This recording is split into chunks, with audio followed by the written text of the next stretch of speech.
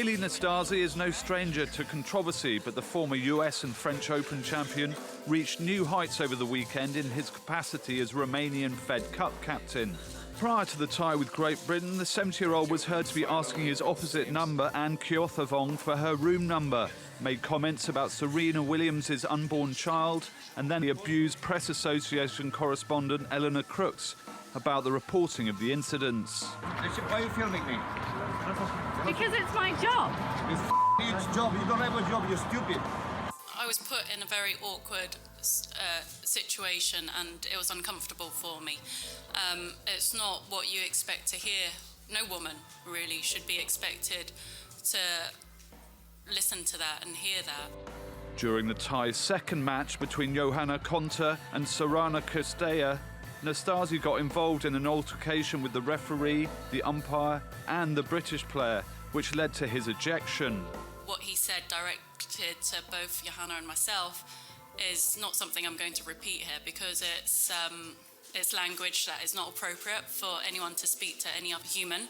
And the very upset Konta had to take time off the court before returning to level the match with a 6-2, 6-3 win.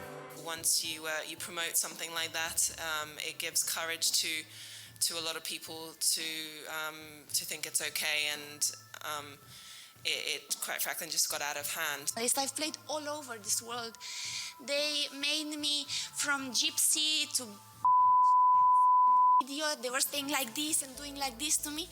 I never cried and left the court. I stayed there and I played. Nastase was excluded from the rest of the tie, but in her next match, Konta could not repeat the win, losing to world number 5 Simona Halep, and the host sealed the match when Irina Camelbegu beat Heather Watson 6-4, 7-5 to take an unassailable 3-1 lead. Nicknamed the Bucharest Buffoon for his bizarre behaviour, Nastase wowed the crowds in his playing days. But with the ITF still investigating the incident, the 70-year-old's bizarre behaviour won't be wowing anyone this time round. And Romania are unlikely to have him in their corner for the foreseeable future. Pretty damning stuff there. Well, the tennis journalist Charlie Eccleshare gave us his reaction to Nastase's antics.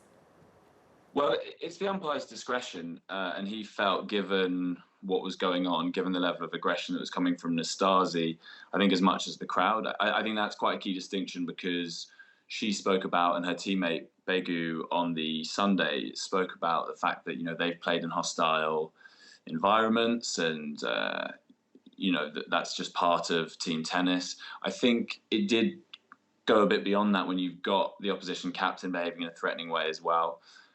One of the accusations as well that Cîrstea made was that Konta was kind of exaggerating for her own gain in order to, be able to get off the court. And I think that's a pretty serious accusation. I don't think that would occur to her to do it. She was clearly very shaken, very upset. She's had quite a hard time as well. A few months ago, her mind coach, who she was very close with, died very suddenly. She's played a lot of tennis recently, won her biggest tournament a few weeks ago. I think she was very shaken by it, and I think it was sensible of the umpire to take them off, let the situation calm down a little bit, and then bring them back. I thought that was a pretty strange reaction from Cîrstea, I have to say. Well, they're talking about a lifetime ban from tennis, and we'll see. I mean, I think they really need to set a strong example here. There have been a few examples of people making pretty sexist, disparaging comments about women and about the women's game and about Serena over the last year or so, and maybe that hasn't been dealt with as stringently as some would have liked. Wimbledon have said Nastase can't attend the tournament this year. He normally goes as a visitor in the royal box, so I don't know if that will impose some pressure on the ITF. It would be a huge surprise if he was back, as Fed Cup captain for Romania, but we just don't know. I mean, he's always been someone who plays by his own rules. He was meant to be banned from the site for the rest of the tie against Britain over the weekend. He was back there on the Sunday after everything that happened on the Saturday. So we'll have to see, but I think there'll be a lot of pressure on the ITF to impose pretty strong sanctions on him.